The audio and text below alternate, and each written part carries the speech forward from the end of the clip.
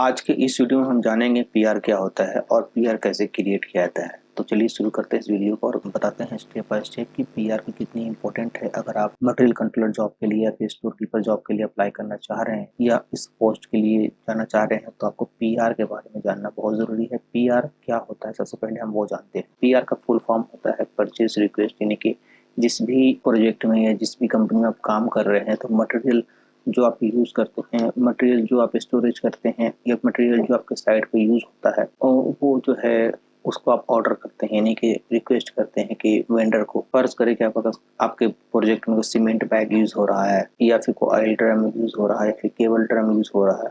जो भी material use हो रहा है, अगर वो मटेरियल आपके स्टॉक से शॉर्टेज होता है यानी कम हो जाता है तो आप उसे वेंडर को रिक्वेस्ट करते हैं मटेरियल मंगवाने के लिए।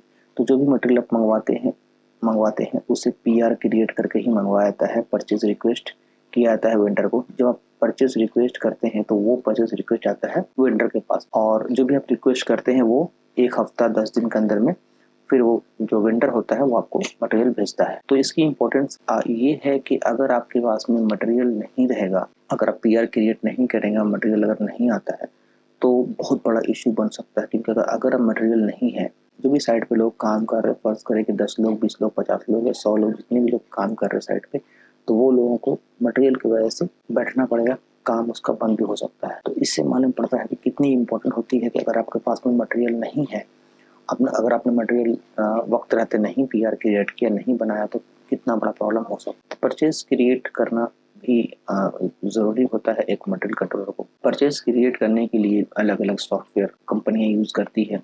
अब ये डिपेंड करता है कि कौन सी कंपनी आपको कौन सॉफ्टवेयर देगा यूज़ करने के लिए। मैं 2-3 का नाम ले लेता हूँ ताकि आपके लिए ईजी हो जाए। नॉर्मली लोग जो है ईआरपी पे भी लोग काम करते हैं। ईआरपी जो सॉफ्टवेयर है, हर एक कंपनी की भी अलग अलग ईआरपी सॉफ्टवेयर होती है। तो जिस भी कंपनी में आप जा रहे हैं वहाँ पे जो है जो भी ईआरपी सॉफ्टवेयर यूज़ हो रहा है उस सॉफ्टवेयर के ऊपर में आपको ट्रेनिंग मिलेगी, आपको सिखाया जाएगा और फिर आप उसी ईआरपी सॉफ्टवेयर पे ही पीआर क्रिएट करेंगे। वेंडर तक वो मटेरियल पीआर जाएगा या फिर जो भी आपका सीनियर है वहाँ तक जाएगा, फिर वो अप्रूव करेगा और फिर जाके वो मटेरियल फिर आता। तो ईआरपी सॉफ्टवेयर भी यूज होता है। कुछ जगह पे फ्यूजन, जिसे ऑरेकल भी कहते हैं, ऑरेकल फ्यूजन सॉफ्टवेयर यूज होता है। और जो बहुत बड़ी कंपनियां होती हैं जो आजकल, तो वो अब ईआरपी वो अब सैप की तरफ भी मूव कर रही है। तो सैप जो है बहुत इजी है और बड़ी सॉफ्टवेयर है, बहुत सिक्योर भी है और महंगी सॉफ्टवेयर है। तो अभी जो बड़ी कंपनी है या फिर जो मल्टीनेशनल कंपनी है वो सैप को यूज कर रही है। तो चाहे तो सैप या फिर ऑरेकल फ्यूजन या फिर ईआरपी, ये 3-4 सॉफ्टवेयर जो है इसी को यूज ज़्यादा होता है फॉरेन कंट्री में। लेकिन फिर भी कुछ कंपनियां अभी भी मैनुअल वर्क कर रही है। छोटी मोटी जो कंपनियां होती है वो अभी भी मैनुअल वर्क कर रही है। मैनुअल वर्क इस तरह होता है कि एक डीएन या फिर पीआर क्रिएट किया जाता है पेपर में, फिर उसका अप्रूवल होता है जो प्रोजेक्ट इंचार्ज या फिर जो भी कंस्ट्रक्शन मैनेजर होता है उसका साइन होता है। फिर वो साइन होकर जाता है प्रोक्योरमेंट डिपार्टमेंट में और फिर प्रोक्योरमेंट डिपार्टमेंट वाले जो है वो पीआर क्रिएट करते हैं अपने सिस्टम से। उस जगह पर ऐसा ही मैंने काम किया है। तो डिपेंड करता है कि कौन सी कंपनी किस तरह से काम करेगा। लेकिन आप समझ लीजिए कि पीआर क्रिएट कब होता है और कैसे होता है। सो फॉर एग्जांपल मान लीजिए कि आप किसी सीमेंट बैग को, मैंने एग्जांपल दिया था, तो सीमेंट बैग आपके पास में कम हो गया है। मान लीजिए कि एक 50 आपका मिनिमम क्वांटिटी है और 500 यानी 500 आपका मैक्सिमम क्वांटिटी है। मतलब वो जो लेडाउन एरिया है, जो जगह पे वो सीमेंट रखा हुआ है, वहाँ पे रखने की कैपेसिटी जो है वो 500 है, 500 ही है। तो आपको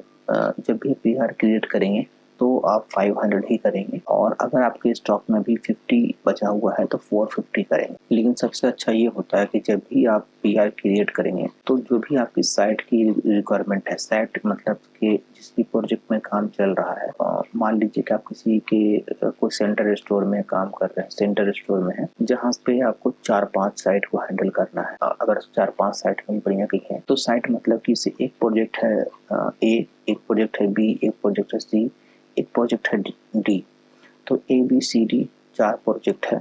अब 4 प्रोजेक्ट की क्या रिक्वायरमेंट है, जब भी आप पीआर क्रिएट कर रहे हैं तो पहले आप रिक्वायरमेंट देख लीजिए कि उन साइट से क्या रिक्वेस्ट आया है, उन साइट से कितनी बैग सीमेंट की रिक्वेस्ट आया है।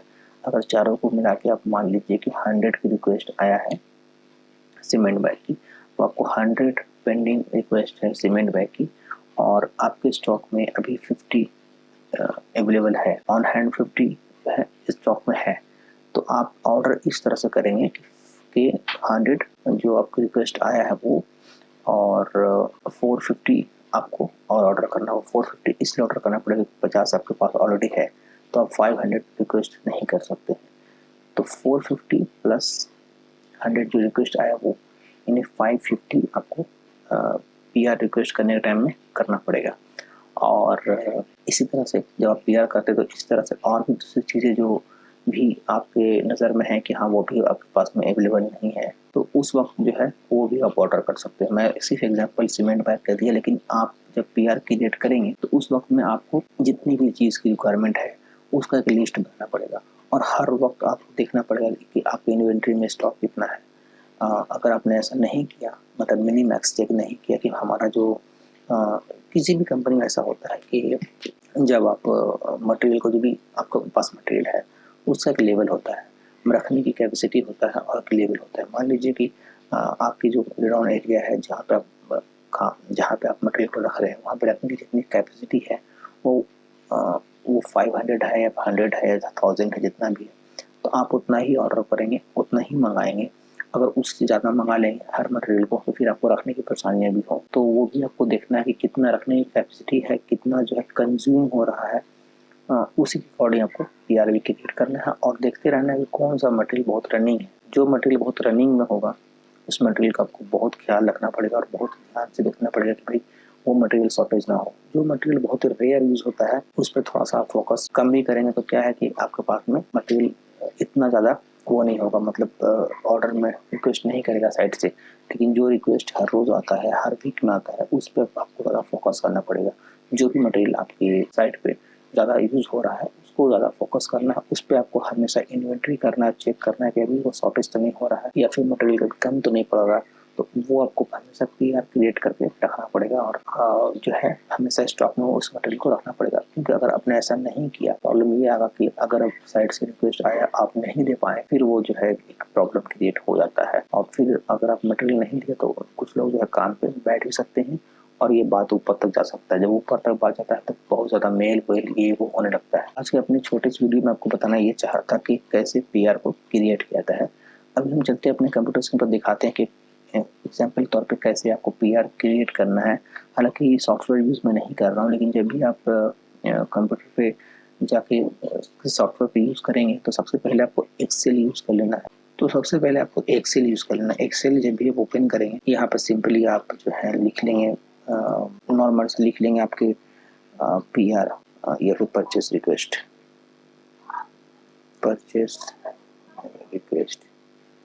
या फिर इसे कर सकते हैं कि PR।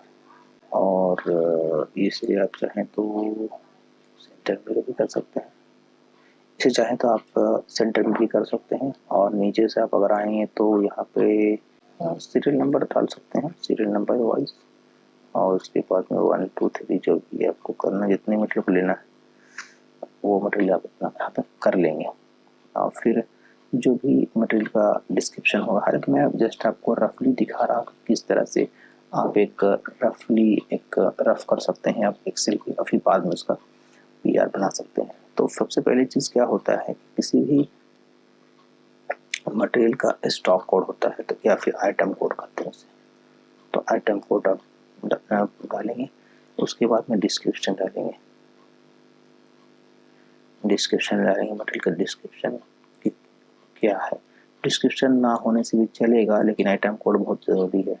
और फिर मटेरियल की क्वांटिटी डालेंगे, आप क्वांटिटी कितना आपको ऑर्डर करना है।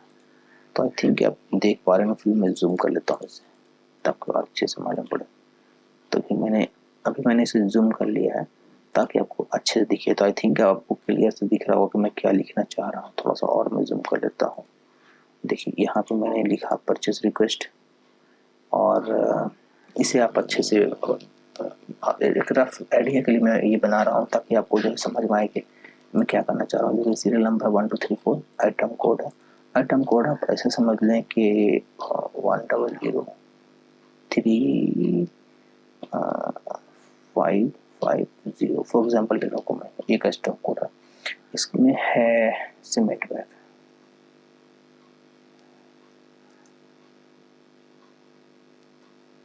सीमेंट बैग है, क्वांटिटी है 550, क्योंकि हमने क्या किया था कि 100 हमारा रिक्वेस्ट था और 50 हमारे स्टॉक में है, तो हम 500 नहीं मंगाएंगे, 450 मंगाएंगे।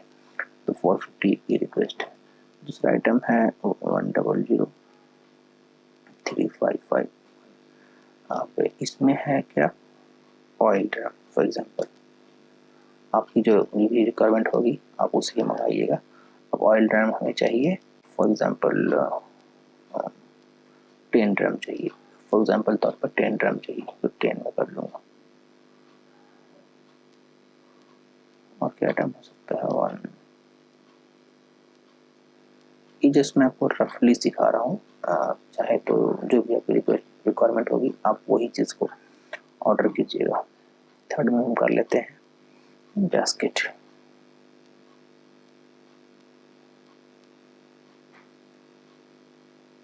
बास्केट में 100 कर लेता हूँ, और उसके बाद में हम कर लेते हैं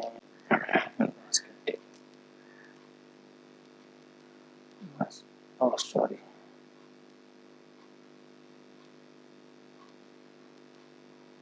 इसका स्टॉक कर लेते हैं।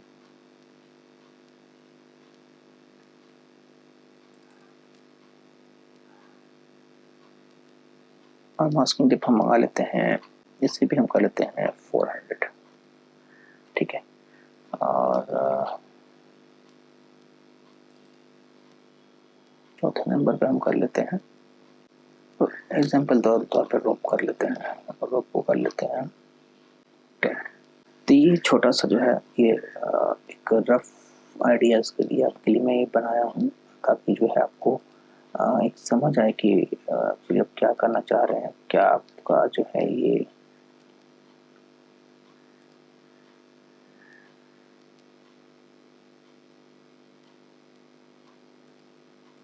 चलिए।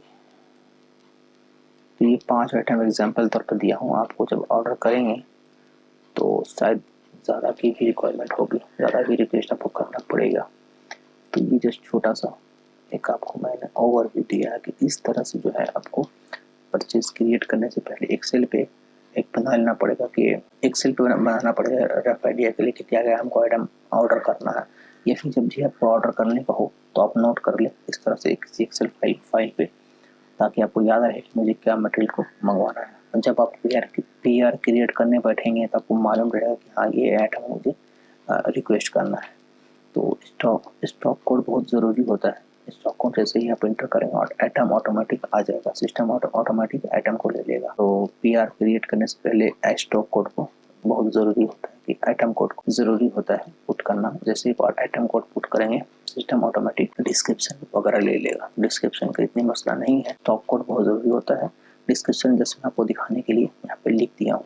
क्वांटिटी ज़रूरी होता है, क्वांटिटी आपको मैं दिखा दिया हूँ किस तरह से आपको जब भी ऑर्डर करेंगे तो कैसे आपको ध्यान रखना है कि हमें कितना ऑर्डर करना चाहिए, कितनी हमारी जो कैपेसिटी है और कितनी हमारी साइट की रिक्वेस्ट है। साइट को रिक्वेस्ट प्लस कैपेसिटी, यानी कि साइट जो भी रिक्वेस्ट है वो तो आप 100 दे ही दोगे किसी भी साइट पे जो जहाँ वर्क चल रहा है, और प्लस जो है जहाँ पे रखने की कैपेसिटी है वहाँ पे कितना करना है।